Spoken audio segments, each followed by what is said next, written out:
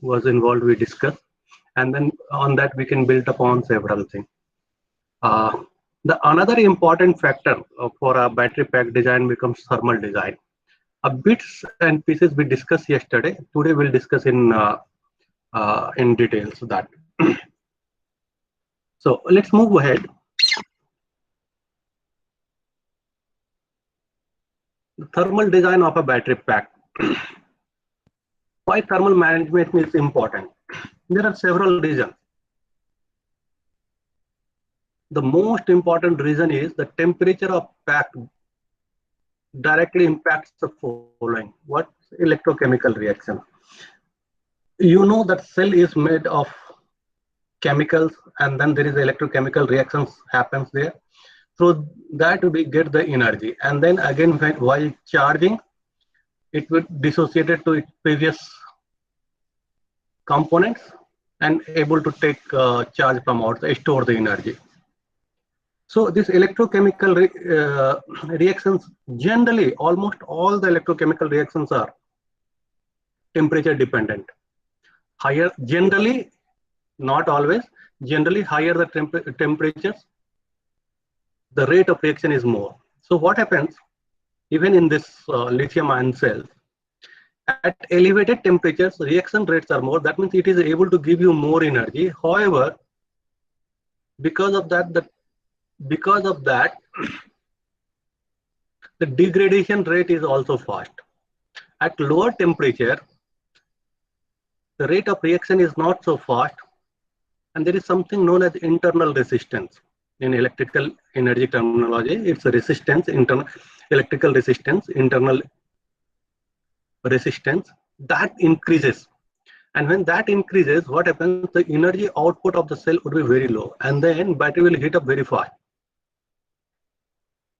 Efficiency of the pack at elevated temperature beyond, like suppose 55, 60, the rate of discharge can be higher theoretically, but since there is a heat load, you can say, and that is nothing but is equal to I squared R, the current you are taking out.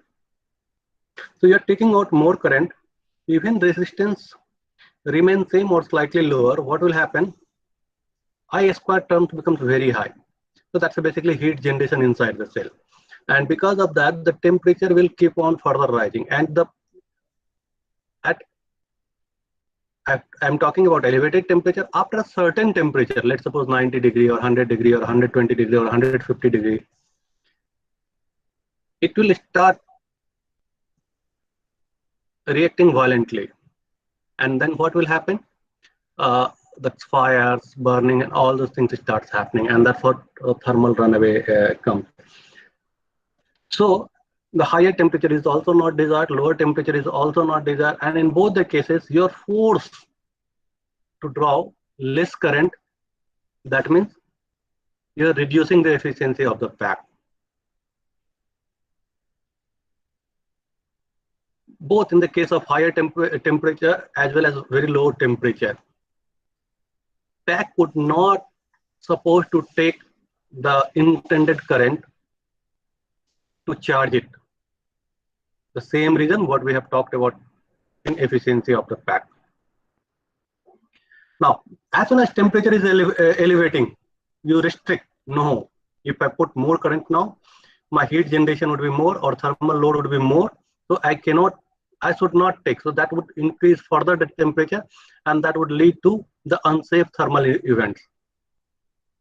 So at higher as well as very low temperature, power and energy availability also becomes limited. Safety and reliability, which we discuss continuously, that's higher temperature. At lower temperature also, what happens?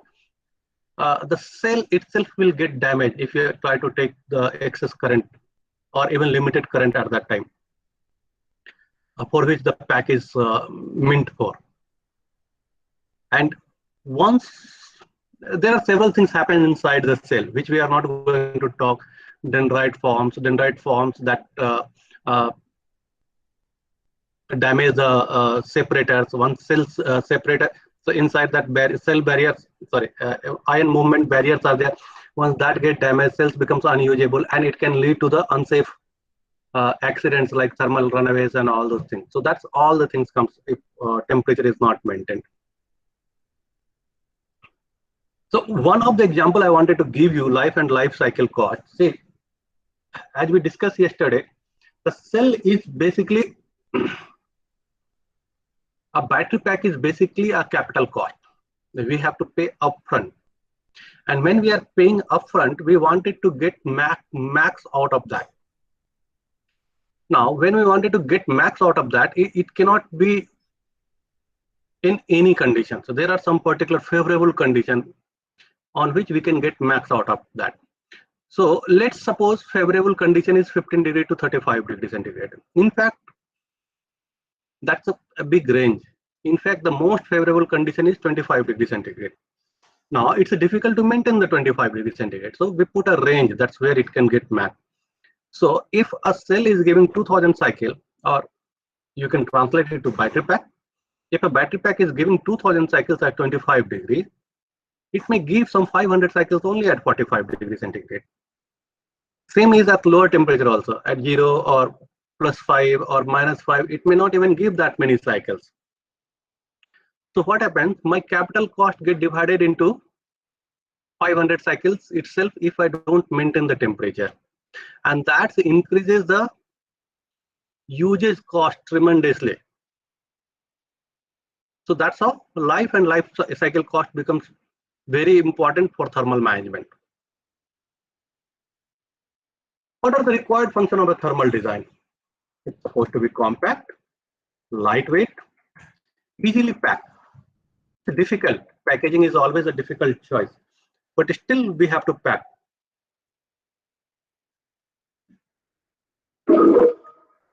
Then it should be reliable. It should function in all the different ambient conditions, different road conditions, different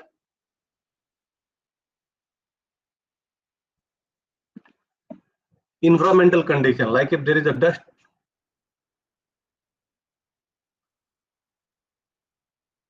it should still work. It should work in Rajasthan, it should work in Uti, it should work in Ladakh, it should work in Chennai. It should work everywhere reliably. So we have to consider all the factors, what could be in Leh and Ladakh, what could be in Rajasthan, what could be in Uti, what could be in Chennai. And accordingly, we have to design. It should be serviceable. If sometimes something goes wrong, it should be easily serviceable so that I can bring back the pack to life in no time. The cost supposed to be low because we already have a big cost of battery pack because of the cell. Now, generally this thermal management system, from where it is getting the energy? It's again taking the energy from the same battery pack. So if I'm not designing the system for maximum efficiency, what will happen? It would lead to unnecessarily energy consumption. If my efficiency is not great, there is another problem which comes. This all the inefficiency part would turn into the heat. And to remove that, I again have to take further energy from the battery pack. And what it is going to do at the end of the day, it's going to lower your range. So a thermal design must take care of parasitic losses. Then optimum temperature range. It should maintain the temperature of the pack for maximum life cycle, safe operation. The another important point for thermal design is the battery packs are generally big. So if my temperature at one place is 25 degree and at other point is 30 degree, so there is a variation of 5 degree within the pack itself. So we need to minimize this variation minimum. Otherwise, what will happen? Degradation will happen differentially. When there is a differential degradation, then one of the cell of the pack will degrade faster than other cells. And in a battery pack, life cycle, power, or you say capacity, voltage, everything depends upon the weakest cell. If my one of the cell is able to give only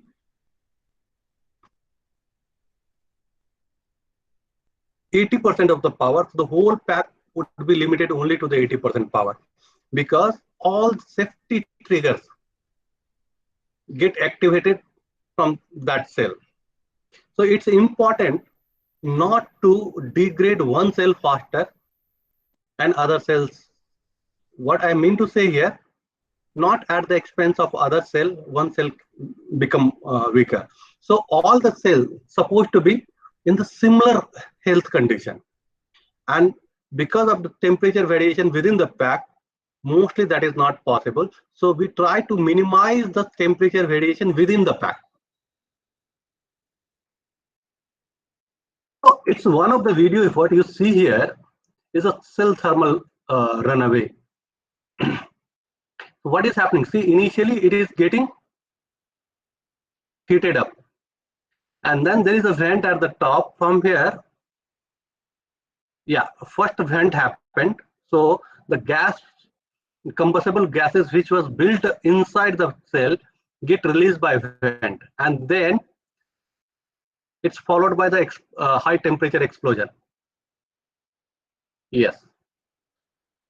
So thermal management is very important to maintain this into completely the blue color, what you see in the top. Blue colors are generally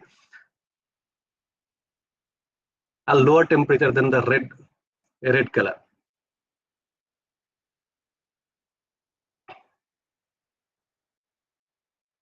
What is the battery pack temperature consideration? At high temperature, primary considerations is life, safety, thermal runaway, and non-uniform aging effect. Cooling is required during hot environment, moderate to large current demand. Why I say moderate to large current demand? Because the heat generation or heat load of a particular cell depends upon the current drawn, and that is equal to I square R, where R is your internal resistance. During the fast charging, what happens? The fast charging, again, you are dumping very high current to the battery pack. So wherever there is a high current, moderate to high current demand, either during the charging or during the discharge, cooling of the cell is required, cooling of the pack is required. At low temperature, what happens? What is the primary consideration? Performance, because you'll not be able to draw the current to run your vehicle. So what you have to do? You have to heat up. If you neither you can draw a high current, nor you can put back the high current. So both the things, during discharge you need to draw the high current, during the charge you need to put the high current to the cell. So in both the cases, both the things are not possible. So during the discharge, your performance get affected, and during the charging, cell will not be able to charge faster. If you try to charge, then there would be an internal damage to the cell, and that would lead to unsafe events as well as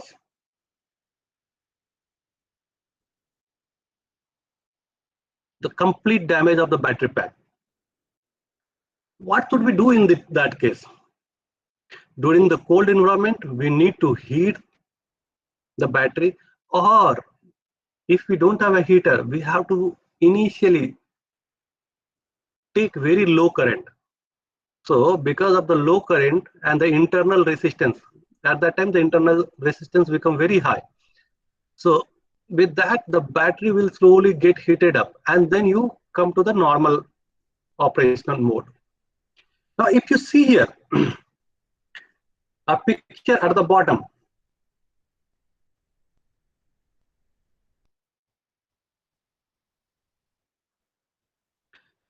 picture at the bottom, what is my desired operating temperature? Is 15 degree to 35 degrees C.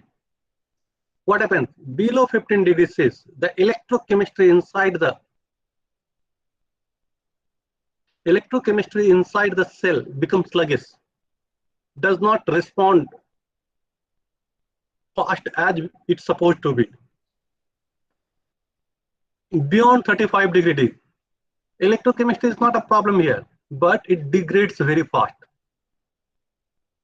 So a 2000 cycle can get converted into only 500 cycles of charge and discharge.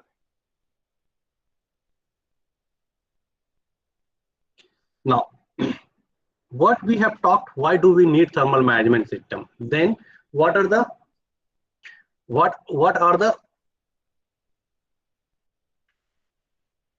just a minute.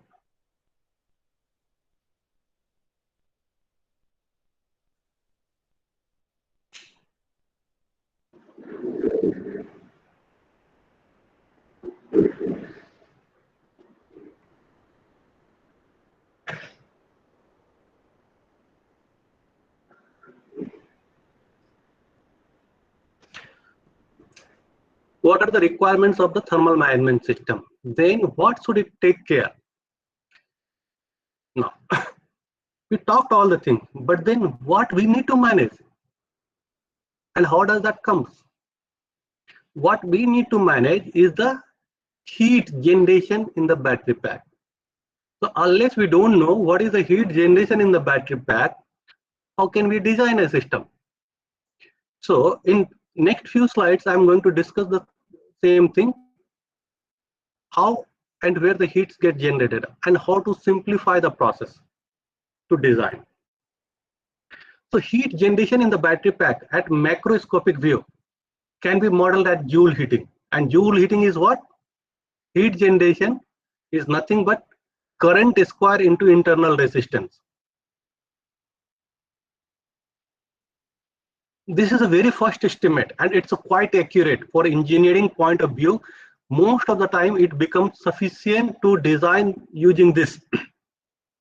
However, if you want to go further deep in internal resistance itself will have several parameters, temperature, cell chemistry, aging, and all those things comes in that thing. So that very first estimate could be very easily done, that what is the heat load. So that heat load is nothing but the heat generation, and that is nothing but current square into internal resistance of the battery. So this allows us to estimate the very first estimate for the battery pack thermal management. This is what is going to be the heat load. The internal resistance for individual component.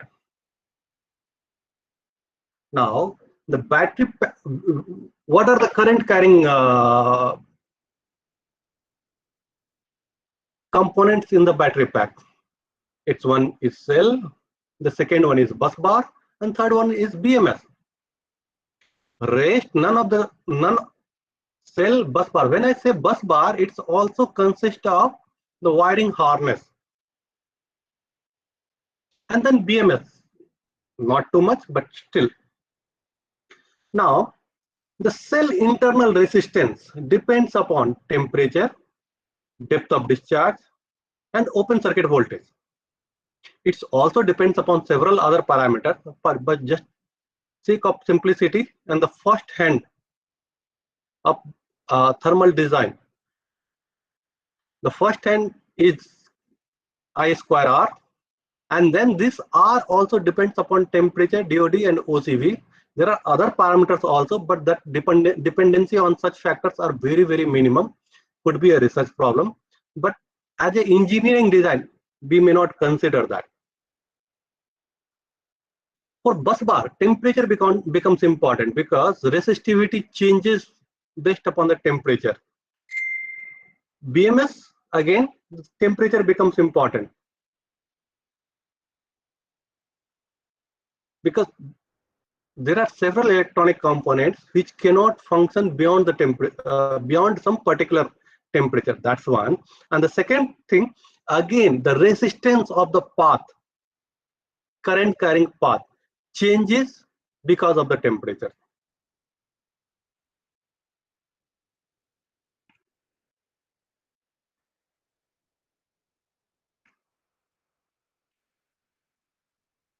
any question till now? Because this slide is very important. I'll further explain this thing, but if you would like to have any question.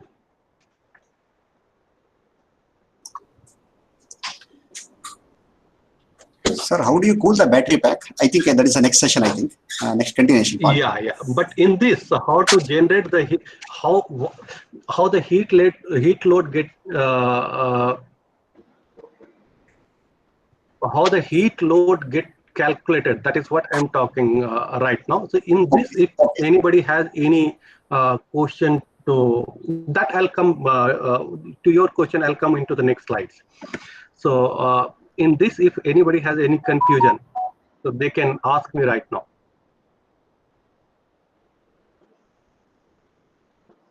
What is the means? What are the people who are listening to this or going through this training? Can I know what background of their things? Yes, sir. They are the faculty members at various engineering institutions, mainly in mechanical engineering. Mainly in mechanical. Okay. Yeah. Okay. And few of our students also in the group now. Okay. No, then I'll talk more on how to connect mechanical and electrical. So in that way. So and students also are mostly from mechanical. Yes, sir. Okay. So it's nothing. When I'm talking here, so I think we all have gone through the basic electrical engineering during our BTechs, masters, PhDs, including faculty members. Many of the faculty members would have been taking the courses, and then we have this resistance concept even in the thermal conduction chapter. In fact, conduction, convection, and radiation, all the things has this analogy with the electrical resistance. So that resistance, what I'm talking about is that everything will have an internal electrical resistance, and then whatever current we draw, so the current square into the resistance becomes the heat generation, and that's true for everything, including the bulb what we were using earlier, including the home cabling system, what we do, that wirings in the home, even the computer we plug in that wire, some currents would be going around 5 ampere to 30 volts. Same way it can be calculated here also. So what does change is current. Voltage remains same in such cases. Here in the case of this type of cells, even voltage changes and current both changes. Okay, so let's let me move to the next slide. So I'm giving you a small example what we have discussed yesterday, 2p16 as pack. Okay, now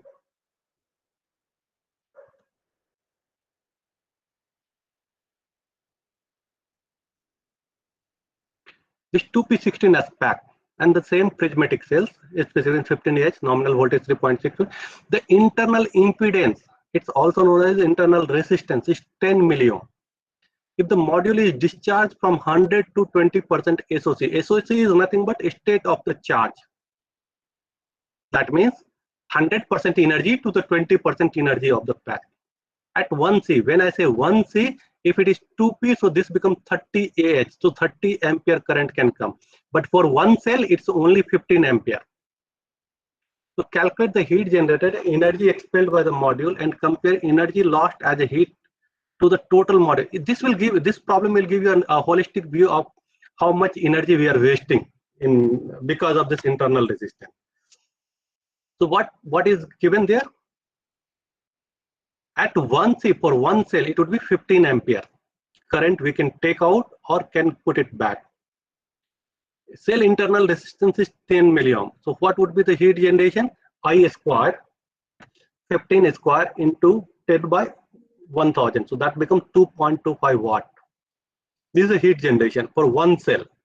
How many cells we have? We have 32 cells here. 2p16, so 16 into 2, 32 cells we have. What is the total heat generation? Is 72 watts. Number of cells and then into per cell, how much heat gets generated. That becomes 72 watts. Now let's go to that. this is what we have calculated. What is the heat generation in the overall pack? Now, when I say 1C discharge, that means the pack will get completely discharged from 100% to 0% in 1 hour. So 100% to 20%, it will take 2880 seconds. So 1 hour is 3600 seconds. So heat energy lost, E cell per cell, Q cell into T.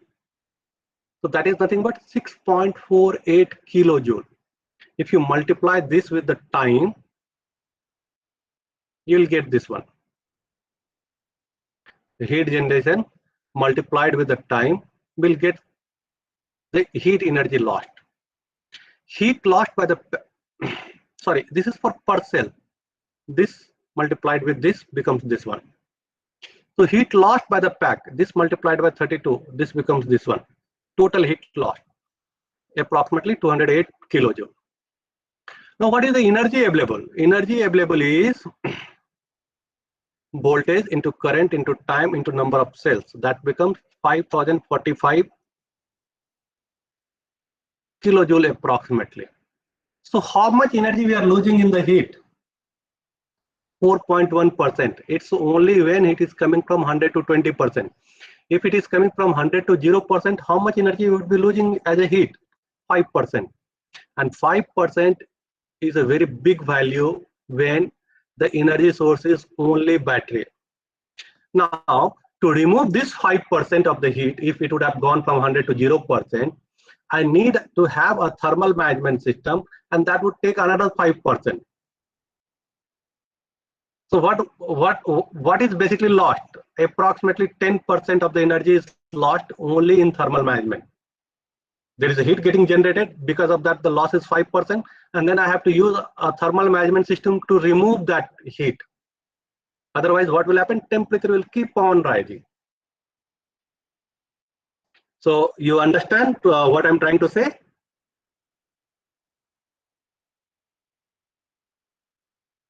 Yes, no? Yes, sir. Please proceed, sir. Yes. No, it has to be interactive. Otherwise, I'll just Yeah. keep on talking. So Yeah, one small request whenever I'm to all asking, my dear participants, please interact with the resource person. It is always good for you. You can learn a lot through interaction instead of just listening. Please interact with the resource person. It's always good. unless you don't understand this slide, then it's I mean this and previous slide, then whole thermal management is on these 2 slides only. Okay, okay, sir. So later I'll talk only about what you say, how to do and all the things. Okay. So it's a very important. It's a very important to understand that what I need to remove. So this is what I need to remove. So I need to remove around 5% of the heat of this pack, and for that I may require another 5% or 4% or 3% of the energy, because heat can be removed by either active system or passive system. Passive system may not require it, but then it takes a lot of time. Do we have that? So anything, if you have anybody has any question, can ask me now. Sir, how is the time arrived at 2880 seconds? So what I'm saying is 100% to 20% SOC at the rate of 1C. This clear? Yes, yes. And when I say 1C, so that means the battery will completely discharge from 100% to 0% in 3600 seconds, mean 1 hour. Okay. So the 100 to 20% would be Okay, got it, 3000. Is that okay? Yes, sir, got it. Okay. Then what is E cell? Energy lost E cell. That Yeah, value heat of E energy cell? lost in one cell. That E cell is the heat energy lost in one cell. What that would be? Heat generated multiplied by time. Okay, sir. Okay. 2.25 watt is nothing but joule per second. So multiply with 2880 seconds. So it becomes 6.48 kilojoule. So this is the energy lost in one cell.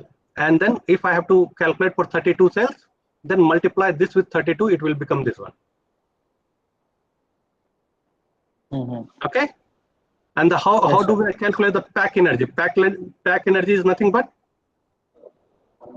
the voltage into current into number of cells.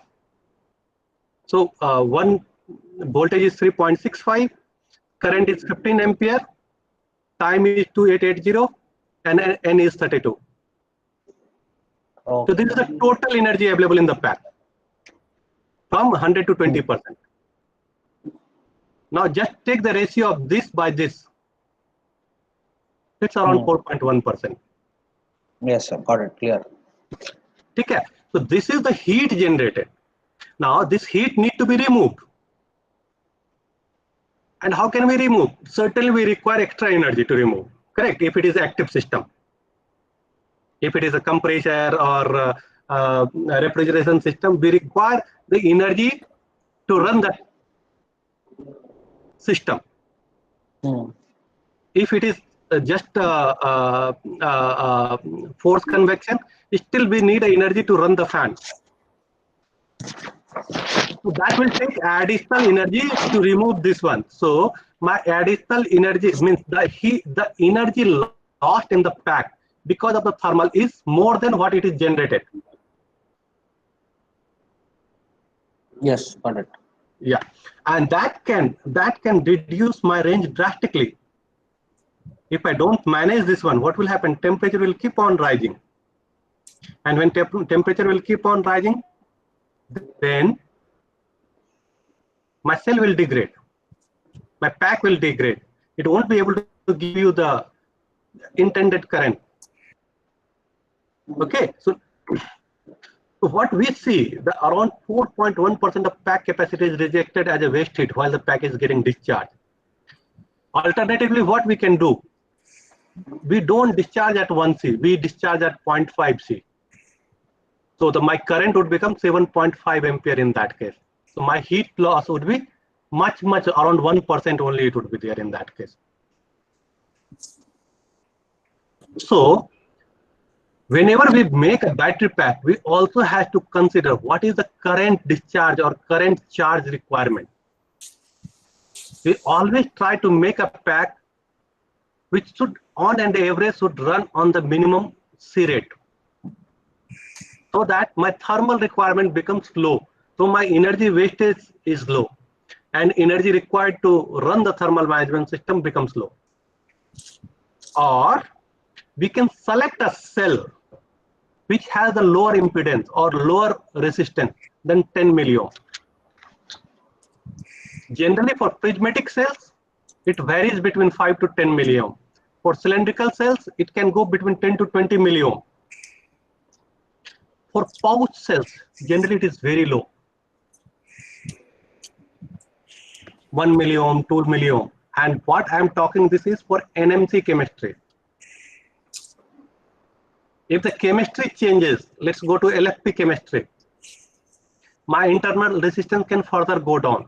It could be in it could be 0.7 milliohm, it could be 1 milliohm. So this internal resistance or internal impedance is also dependent upon the cell chemistry.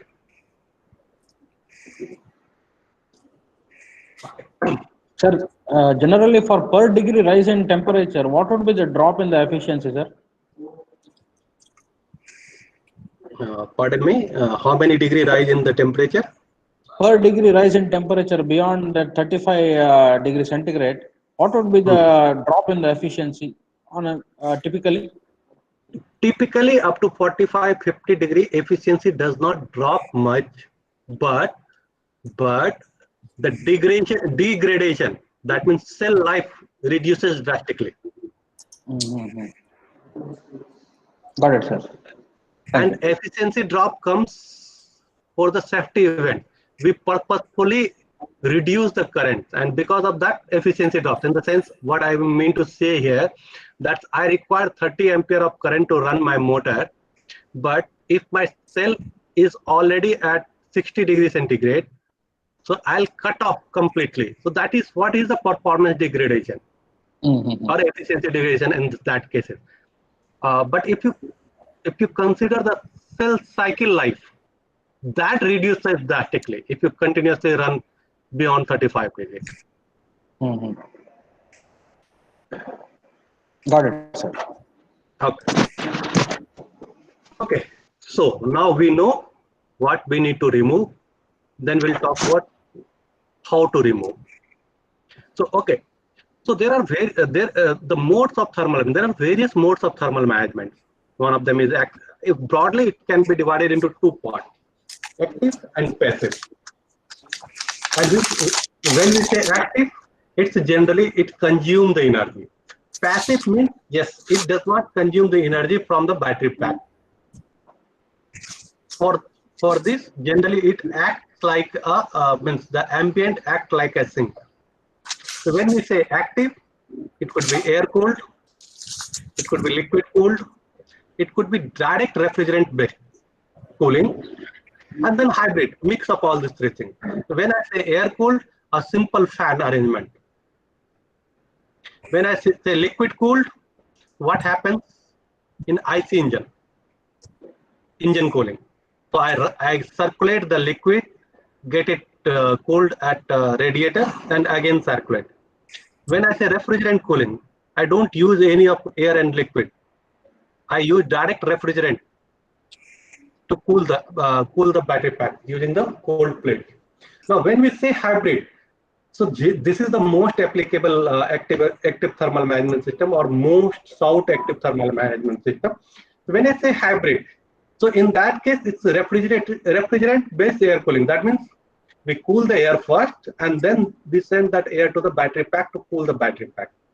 Or if it is liquid, refrigerant liquid-based cooling system. In that case, we cool the liquid through a refrigerant in a chiller, and then we send the cold liquid to the cool the battery. So the hybrid is combination of all three, or two of that, or all three of that together, and this consumes huge energy, and would not be possible to do in the smaller packs like two-wheeler. Two-wheeler packs are generally 2 kilowatt hour, 3 kilowatt hour, and we don't have much room there to put an active thermal management system. So generally, such type of a small battery pack are being cooled passively. Once you ask question to me, then after that you can mute it. Whoever asks question, just after that, please mute. Then for a smaller battery packs, what should we do? So we go for passive thermal management system like phase change material. So the phase change material has a phenomenon that it changes its phase from solid to liquid, liquid to gas, or gas to liquid, or liquid to solid. So when batteries start getting, generally what we use is solid to liquid phase change material in this type of application. So a simple example is the wax in your side, butter in your household item. So when you cool it, so below some particular temperature, it becomes solid. And if you start rising the temperature, then it becomes liquid. But during that change, it can take huge amount of the energy. It can absorb huge amount of energy, as well as it can dissipate huge amount of energy because of the latent heat of the phase change. But only thing what we have to be careful here, the temperature. Now, if in Mangalore, the temperature in a year never goes beyond 35 degrees, which I assume, I don't know if it's correct or not. Anybody can correct what is the maximum temperature in the Mangalore? You're right, sir. It's somewhere in the vicinity of 35. Okay. 35, 38, not more than that. Yeah. So if I use a PCM which is around 20, which melting point is 25 degrees C, may not work well throughout the year. However, if I use a PCM of 35 degrees C, which is also my boundary limit, but then it will still work throughout the year. So anytime if my cell temperature is going beyond 35 degrees, it will start melting. And when it is not in operation, it will start rejecting the heat to the ambient. and will become again solidified. Or during the charging, I cool the battery. There is application, something known as swappable battery, you might have heard about. In that case, what we take the battery to the charging station and then there we charge. And at that time, we cool the battery so the PCM gets solidified as well as the cells get cooled. Now another one, now if I try to use 25 degrees centigrade PCM material melting temperature, what will happen? When the ambient is 35, the outside heat penetrates and then it won't cool the cell. Basically, it melts by outside ambient heat itself. So only thing that, let's suppose in Delhi, the peak temperature goes to 45. But what my aim is to maintain the temperature between 15 to 35. If that is not being satisfied, what should I aim for? Because during the discharge, the cell temperature can go up to 60 degrees C. So do I allow to go into 60 degrees C, or let's restrict at 45? Because at 45, my cell or pack life would be 500 cycles. At 60 degrees, it would be 100 cycles. Which one is better? 500 cycles, correct? So that place, I'll try to use some PCM which is 45 degree ambient, which has a 45 degree melting temperature. Okay. Now, the another one is where we don't use PCM, what we said, embedded microchannels. And that embedded microchannels try to reject the heat to the ambient.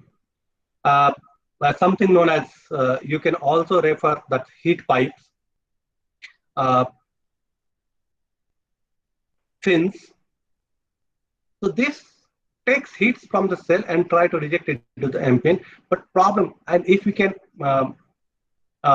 if we are able to put something like evaporative small embedded microchannels with evaporative cooling system, so that helps to not allow the battery cell temperature to go beyond the ambient temperature. Otherwise, the cell can go, or battery pack can go beyond the ambient temperature, and that would reduce the cycle life further than what would have been the impact of ambient temperature. So anything on this? Any question on this? Sir, which is the general PCM material that is used, sir? There are several. There are several. So that's one of the company Plus Polymer. They are leading a lot of phase change material. But that's again a choice. We can even use household things like wax. Okay. Even that can be used. But only thing that we need to characterize what would be the temperature. Do we need to add some additive to change that melting point? And what would be the best method to actually take a reading of temperature in the battery? Temperature is always getting monitored in the battery. So we have several temperature sensors embedded in any battery, any lithium-ion battery. You always have several temperature sensors embedded inside and being monitored by BMS. Okay, so no use of thermocouples and all, sir? Thermistor is mostly used. Thermocouple is costly item. Thermistor is cheap item. Gives you same output. A thermocouple would cost you some 300 to 500, a proper thermocouple. A thermistor will cost you some 5 rupees to 10 rupees. Got it, sir. So mostly thermistor is being used.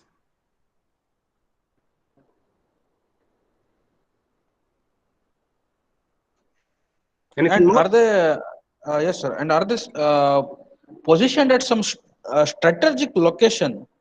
Yes, yes. And that's important. So you characterize the battery, you do several tests before finding out the optimum location where you have the highest temperatures during all types of condition. And then you also characterize the whole battery. Do I need to put more or less is also okay, because even 5 rupees to 10 rupees cost adds up to the battery. So we cannot have n number of thermocouples or thermistors. Got it, sir. See, the pack what we have shown you yesterday, which let's suppose we have 2p8s configuration. So which cells supposed to be theoretically at highest temperature? It's an open question to all of you. Now, if I have 16 cells in a row, which cell, or I'll make it simple. Let's suppose we have 17 cells in a row, and it's getting charge or discharge, whatever the things. It's not in idle condition, it's getting charge or discharge. Which cell will be at highest temperature? What I've given you, 17 cells. Middle one, sir. Middle one supposed to be at the highest temperature, correct? And this we also correlate with during the experiment. And if I have to put only one temperature sensor, where should I put? Center one. So if you want to measure maximum temperature, Obviously, you need to maintain the. Obviously, you always want to measure the peaks, all peaks. Peaks makes all the trouble. The plate which is at the center, that temperature to be measured. Yes. Now, if I want to put 2, where should I put? If I want to put 3, where should I put?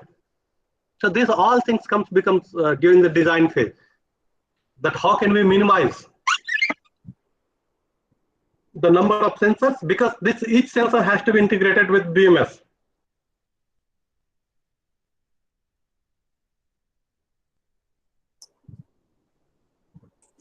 So it's an iterative process.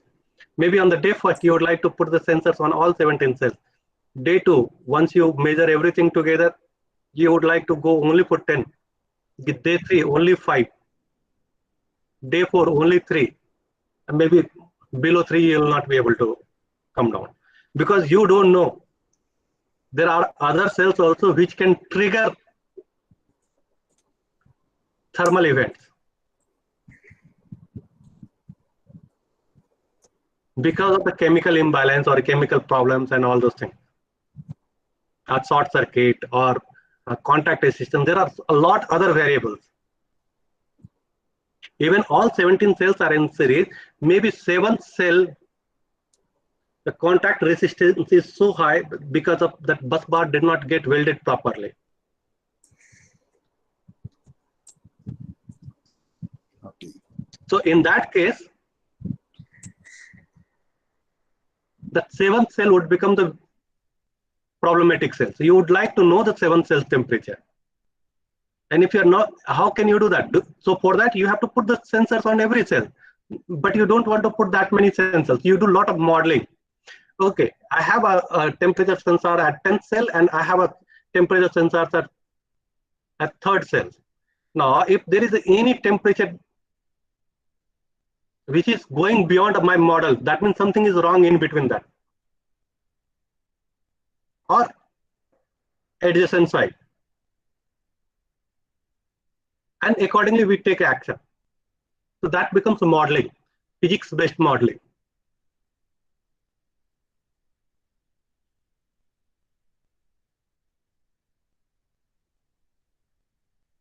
Shall I move next?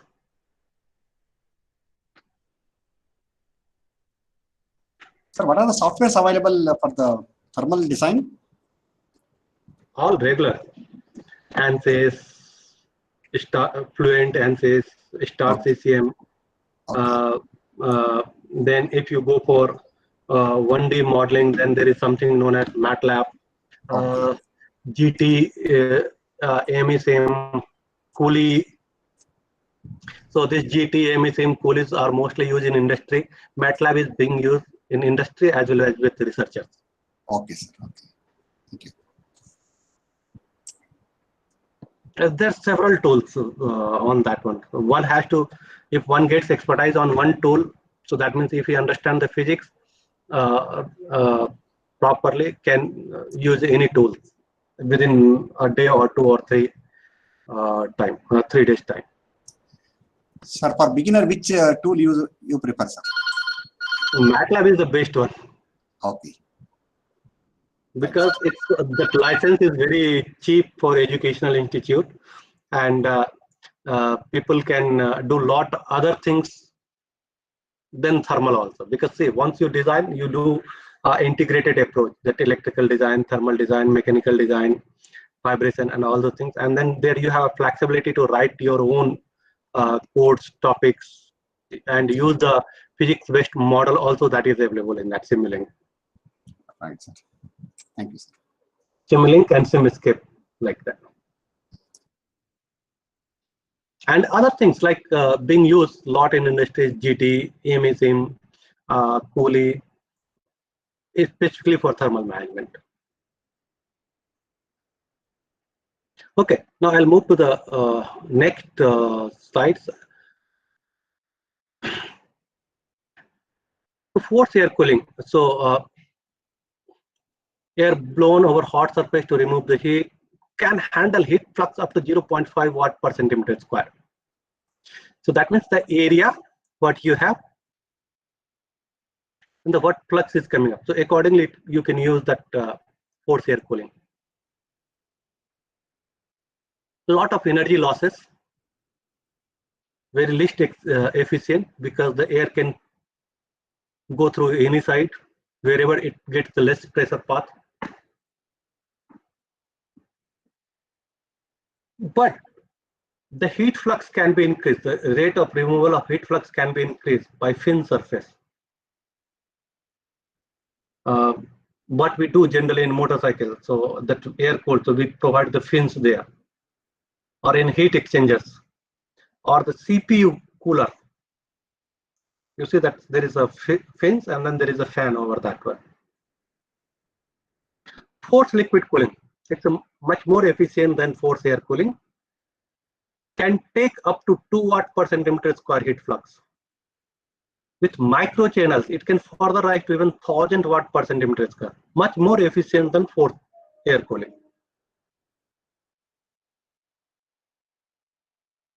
The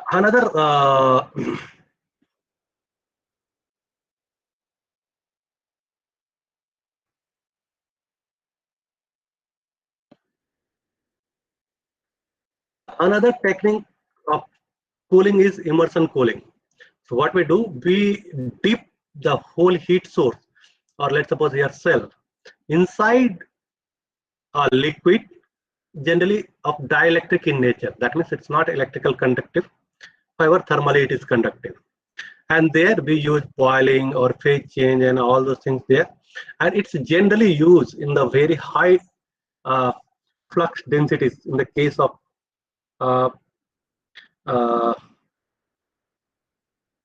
the supercomputer chip, where the heat generated can be very high. However, at the lower scale, it can be even used for batteries. But then would be good mostly for static application.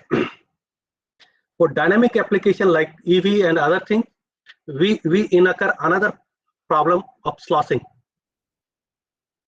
in petrol tankers and other things. Here it would be at a smaller level, but that's sufficient to break your sensors and other things. So one has to be careful utilizing this type of cooling management. Peltier cooling is another way, but it's not at all efficient, only least efficient. But if I don't have any other option, if I don't have a packaging option of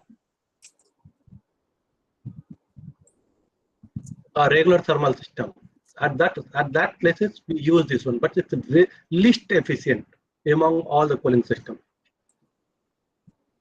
Sir, can we use the similar method how we use in spark plugs to cool the spark plugs, or valves where we will be using the hollow valves, and inside that the sodium sulfate is being put, that boiling temperature can be raised, and can we make use of such kind of material here to cool In the? spark, in a spark plug, we don't do any cooling, No, this one basically. valves,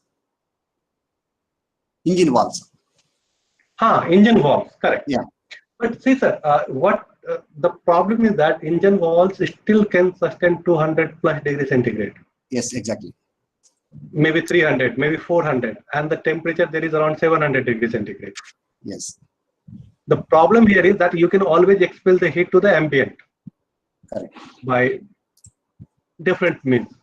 Your ambient is still at 45, 50 degree maximum. Okay.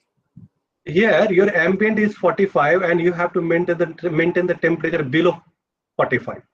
Yes. And Correct. whenever you are doing that one, it's impossible from that way. Temperature, heat can get transferred only from the higher temperature to lower temperature, not from lower temperature to the higher temperature. Sure. And to do that, and if you want to maintain between 15 to 35, you have to use mostly refrigeration system or Yes. something like Peltier. Or if you use a convective cooling, then your battery temperature would go to ambient temperature beyond, and then only it will start rejecting that to the ambient. That is true. Correct, sir. Now, in refrigerant cooling, what we do in refrigerant cooling, we pass directly the refrigerant through the cold plate. And then it's the most efficient way of cooling the system. But only thing is that your temperatures are going to be very low. There could be a temperature differential within the cell. That's not desirable. However, this is the most efficient cooling system. Now you see a graph here.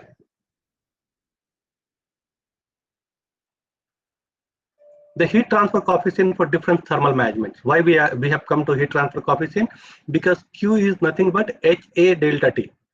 A is area, exposed area, H is heat transfer coefficient, and delta T is the temperature between the surface and the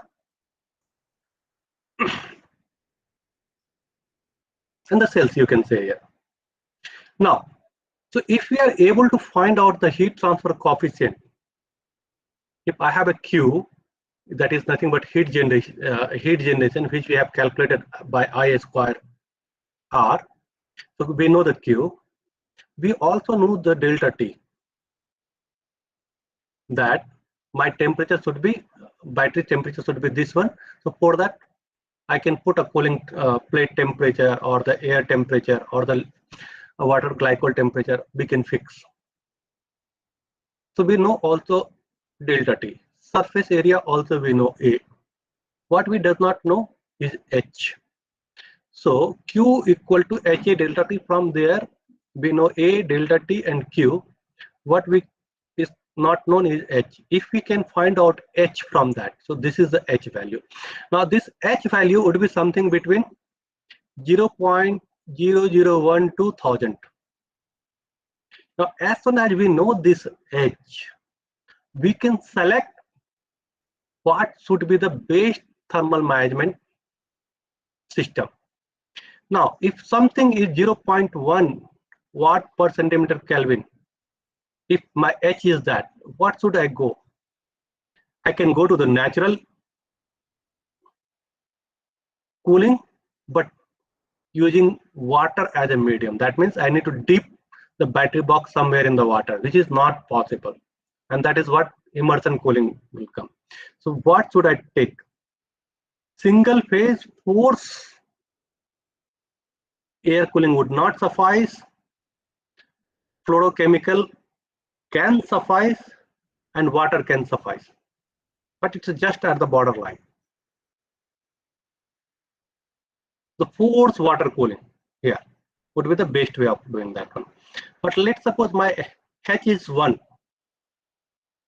Then two-phase flow we have to go. So this graph gives a very nice interpretation what thermal management system we should utilize.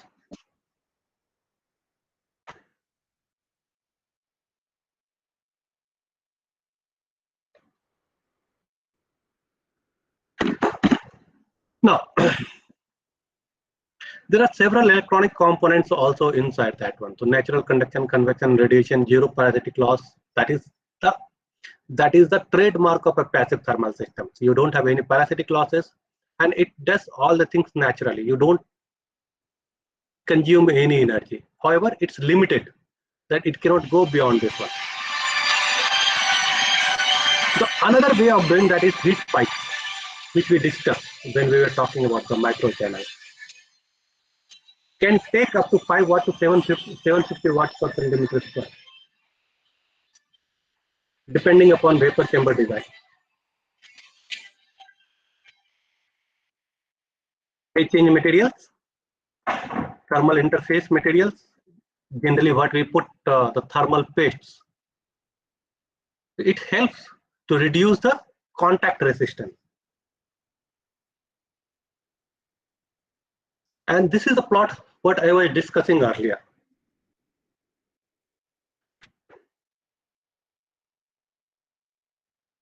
Any question till now?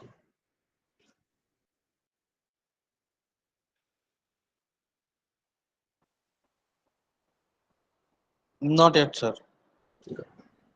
So is it better to use heat transfer coefficient 1?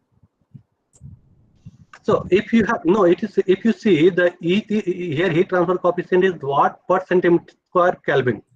Okay. What one you are saying is in watt per meter square per Kelvin. Am I right? Okay. So unit is different here. Got it, sir. Okay. So you have to be careful on this. So Yes. Why it is being taken, sir? If it is in SI units, it's very convenient, you know. no, but this graph is already available on Cubepedia. So source it's available. So we cannot reframe for different units. So that's the reason. Okay, And sir. if you see the electronics people, electronics and electrical people, they are very comfortable with watt per centimeter square Okay. Kelvin, because the surface area would be generally very, very small. Anything if you talk MOSFET or chips, the surface areas are very small. So they are more compatible for that thing.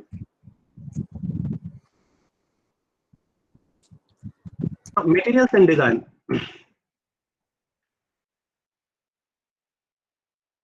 Anything what we put inside the battery should have a low thermal expansion.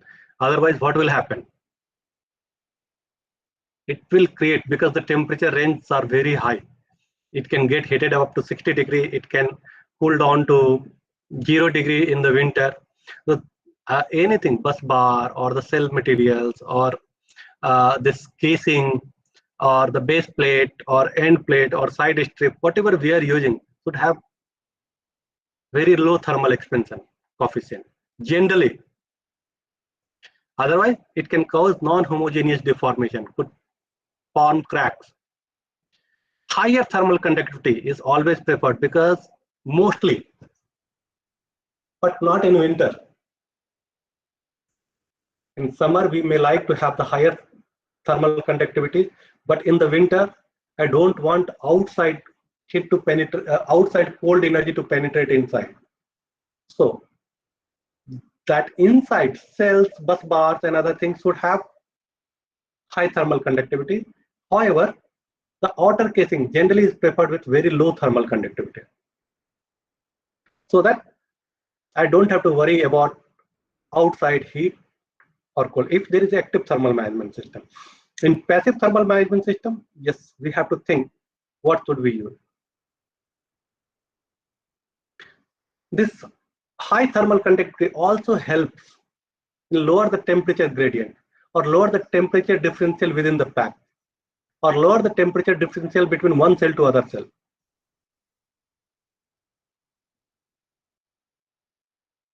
During the specific heat capacity, higher thermal capacity is preferred because it will take long time to start the raising the temperature or lowering the temperature. Thermal diffusivity. How fast thermal disturbance propagates within the material. So yesterday there was a question, how can we insulate other cell? Temperature should not go there. So what I require here, thermal diffusivity should be the minimum.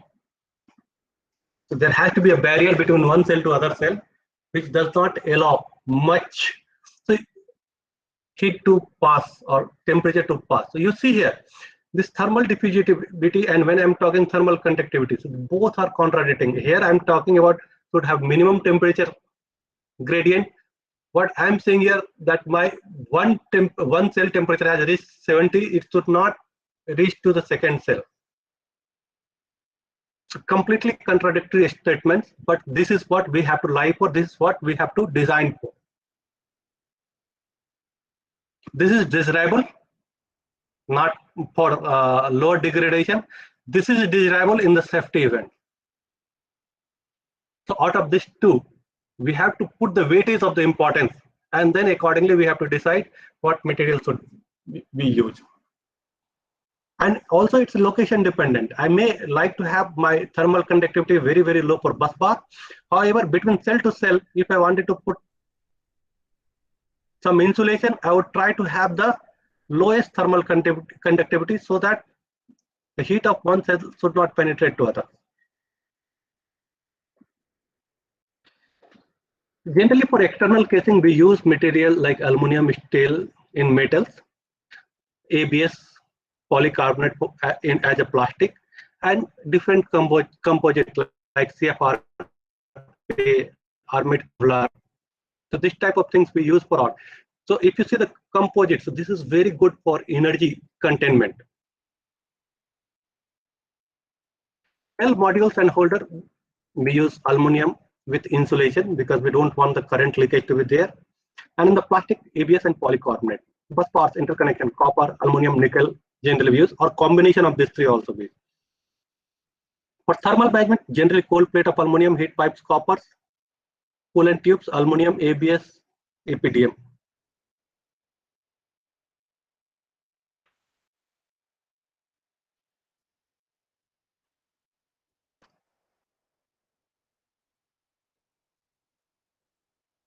Now, impact of ambient. So if a pack is kept sufficiently in the ambient, greater than 35 or less than 15 degrees C, it will attain that temperature. If that is the case, if we have an active thermal management system, we can quickly run, bring the temperature to that level, to the safe level or 15 to 35 degree level, and then start running. If we have passive system, it becomes a little bit difficult. A similar scenario here, a vehicle is being tested in Ladakh, and this type of vehicle will generally have very big battery pack, and there we require active thermal management system. However, for lower packs, the good thing about PCM, what I was talking was there, it has a very high energy absorption capacity, but it's a very weak thermal conductor. So if I use PCM, it's helped the battery pack to be free from the ambient conditions. However, if it is kept for a day or 5 days or 7 days in such type of ambient condition, then we still have to bring the pack to the operable condition. Now, another important factor is the bus bar design and thermal management. What we do there, I think I'm going to take some extra time today if this is comfortable for everybody. Please continue, sir. Yeah. So the bus bar, what I was talking earlier, the potential drop is current flowing in that plus internal conductor resistance. Conductor resistance is a function of electrical resistivity and conductor length and then conductor cross section.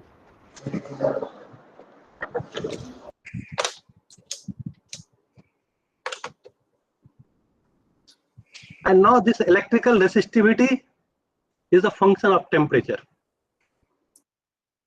So the current carrying capacity of busbar is limited by its maximum acceptable temperature. If a busbar can sustain 60 degree or a busbar can sustain 70 degree, it's limited. Its design is current carrying capacity is limited by the temperature, nothing else. Now, when it is limited by the temperature, so heat generated by Joule heating should be less than the heat dissipated to the ambient. If it is not being dissipated to the ambient, what will happen? The busbar temperature will keep on rising unless it will reach to a thermal equilibrium. If it is not being dissipated, the temperature can go to infinity theoretically. But after certain temperature limit, it will also start dissipating. So the heat generated by Joule heating must be dissipated to the ambient. And that's the equilibrium temperature we need to find out. And depending upon this area of cross section and length comes into the picture. This A is not an area of cross section. So if you say the heat generated is I square R, S is a safe factor. Safe factor means if it is rectangle, that would go to 1. If it is circular, maybe slightly less than 1. This safe factor generally is being defined experimentally. And this is nothing but HA delta T, T bus bar minus T ambient.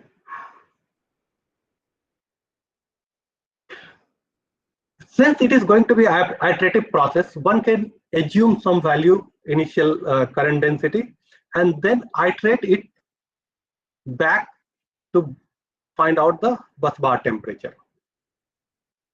Any question on this?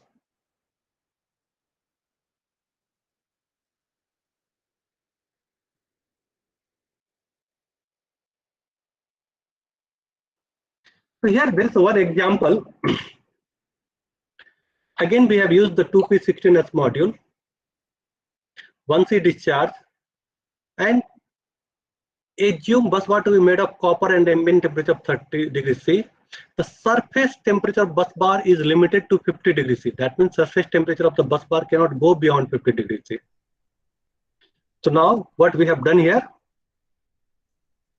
the distance between first and fourth cell, the dimensions is just given yesterday. The initial, now we assume initial width of bus bar is 6.5 mm. The material properties of copper is given here, material properties of air is given here. Now, what we have to do? First, we have to find resistivity at 50 degrees C. So that is nothing but resistivity at 20 degrees has been given. 1 plus alpha, alpha is also given, T minus T ambient. And that becomes, at the other side, you add up all those things together, it becomes 1.855 into 10 to the power minus 8 ohm meter. Now, resistance of the copper bus bar is given as this rho 30 degrees C into L by A, and that is what it is. What is not known is thickness of the bus bar is not known.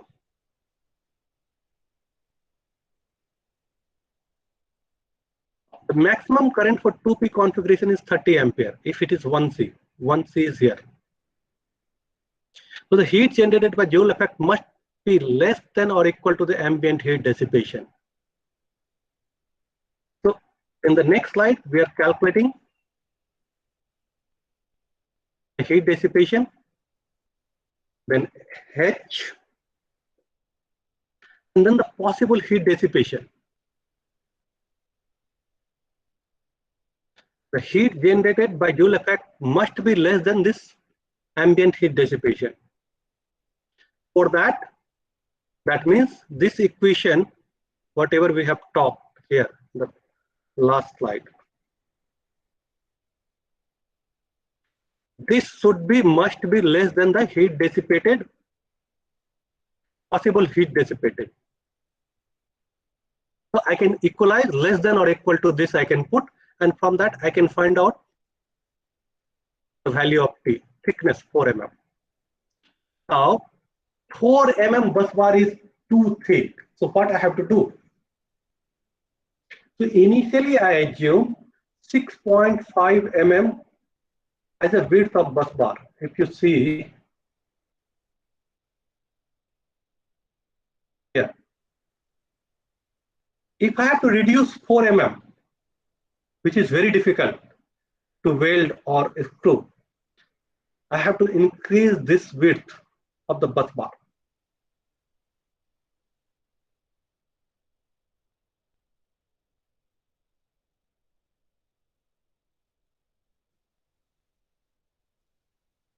So what we have done now, voltage drop is this much. Now let's suppose my restrictions is to use only 1 mm here. So then in that case, I'll put T equal to 1 mm. Then my variable become this width. And then accordingly, I'll increase the width. It will come from the equation, same equation. And then I'll see that is that feasible or not. That can come or not. If that is not going to come, then what we'll do? We'll further increase the bus bar thickness by thinking some other method of joining to the cell. And accordingly, we have to take the engineering decision. So any question on that?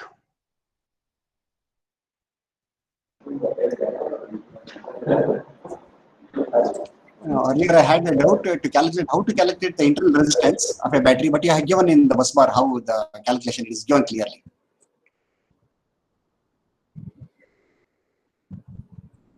Okay, so I'll move to the next. So what generally we assume in a cell that thermal conductivity is uniform in all directions, but generally that is not the case. It changes between X, Y, and Z, and that type of behavior we say anisotropic thermal conductivity. So what we have done, the same cell, we have stacked 6 numbers here, and then we have taken 2 cases. In one, there is a uniform thermal conductivity in all the direction, and another one, it's a different thermal conductivity in different directions. And if you see here, when there is isotropic thermal conductivity, my temperature profile, what maximum temperature has reached to 44. Here, my temperature has reached to 45, but if you see the different zones, how the temperature has reached differently, that helps in the proper design, proper packaging of the cells. That I need to remove more heat here compared to here. However, in this case, I would have gone for the uniform cooling architecture everywhere.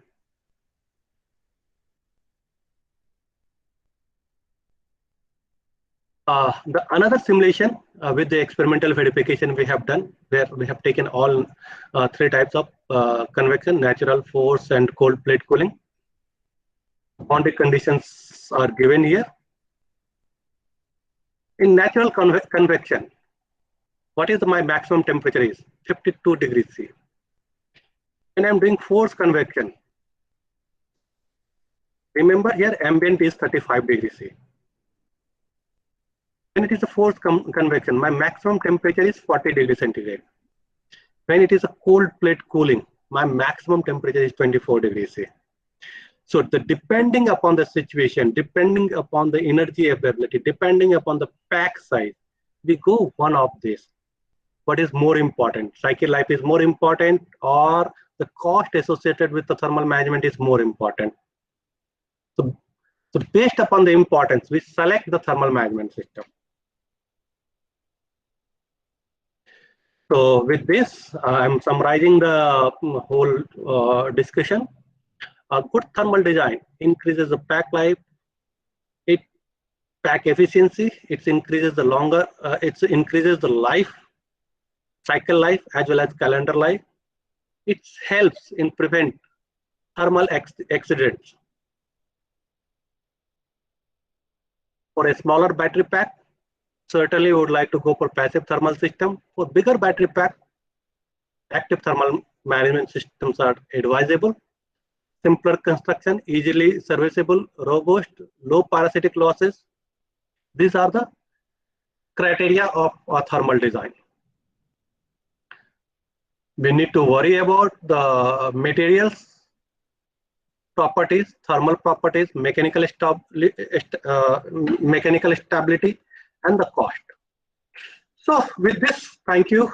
And if you have any question, we can continue.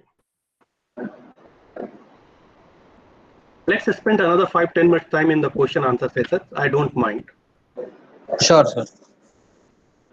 So I would like to request the participants, if they do have any queries to post to Dr. Jha, kindly do so. Either through the chat window, or you can just unmute your mic and directly ask questions to Professor Jha.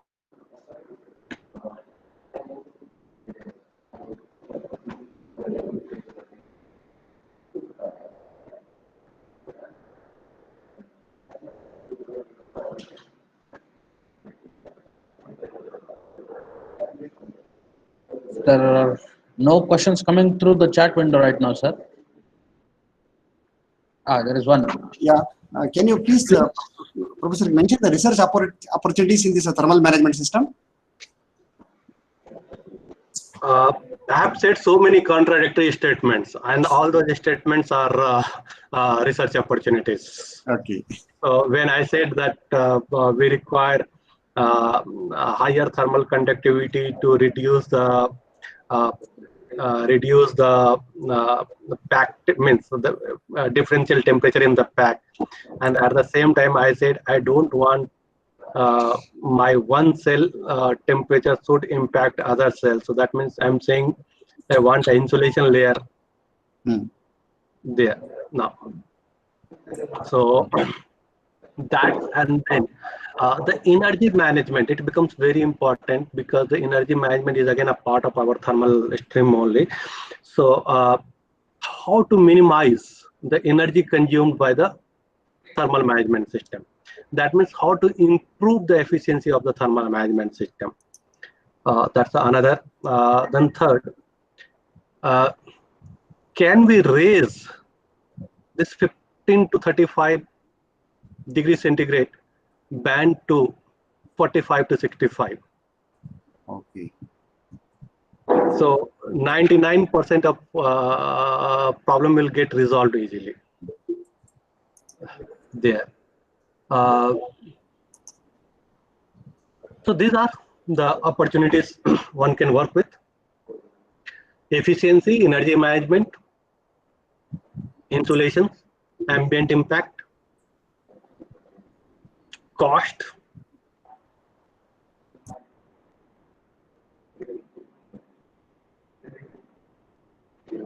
okay. How to calculate the internal resistance of the battery? We don't calculate the internal resistance of the battery, we measure. So there are some equipments available. With that, we can measure the internal resistance.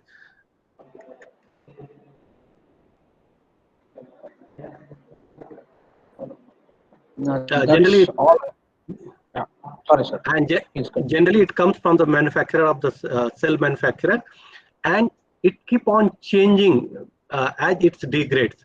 It can whatever the initial internal resistance would be. Let's suppose I consider 5 milliohm.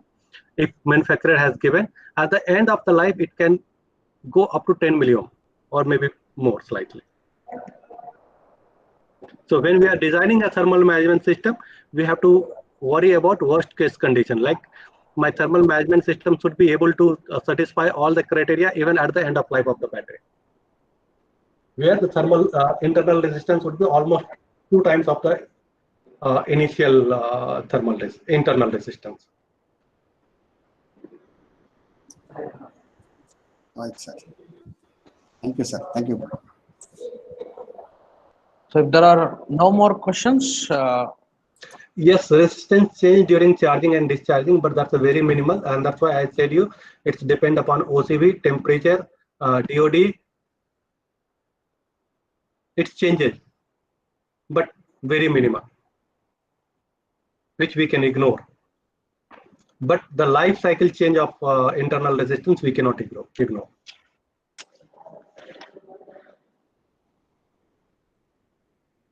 Any more questions from the audience?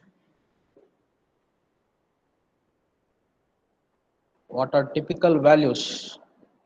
For internal resistance, it also depends upon chemistry. For NMC, for pouch cells, it would be something like 2 to 5 milliohm. For prismatic, it would be something between 5 to 10 milliohm. And for cylindrical, it would be something between 5 to 20 milliohm.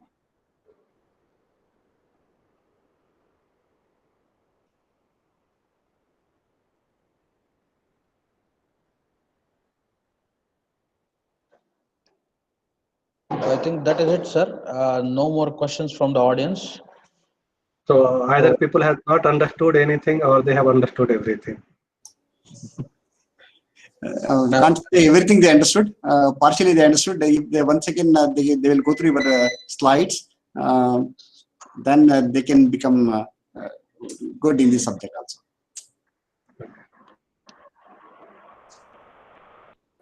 with that, I Sir Jha on behalf of the Department of Mechanical Engineering for educating the audience with regard to the thermal management importance, the heat generation, and in particular the calculation for the heat loss determination, as well as to educate us on the various aspects available for the cooling of the batteries.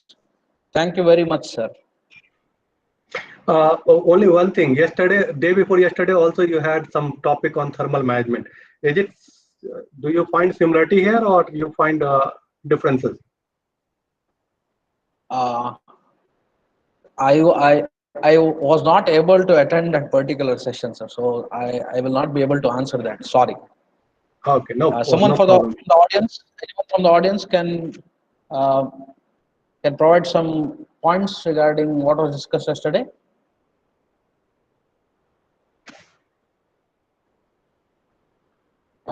Yes. It's fine. I'm It's fine. really It's sorry. perfectly fine. Thank you, Professor. Thank you for taking your time and educating us. Thank you, sir. Thank you very much. So shall I disconnect? Yes, sir. Please. Sure, sir.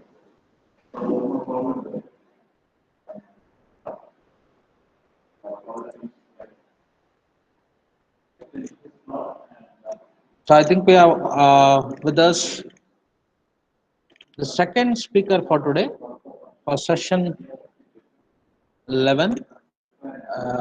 Yeah, he's there. So we have our second speaker for today for session 12. Topic is on EV charging and infrastructure. On behalf of the Department of Mechanical Engineering here at Mangalore Institute of Technology and Engineering, I warmly welcome Mr. Durvankar Rao. 10 minutes. Okay. So we will break for about 10 minutes. We'll meet at 11:45 and we'll begin session 12. Thank you all. You may discontinue your line and rejoin at 11:45 for the session 12 on EV charging and EV charging infrastructure.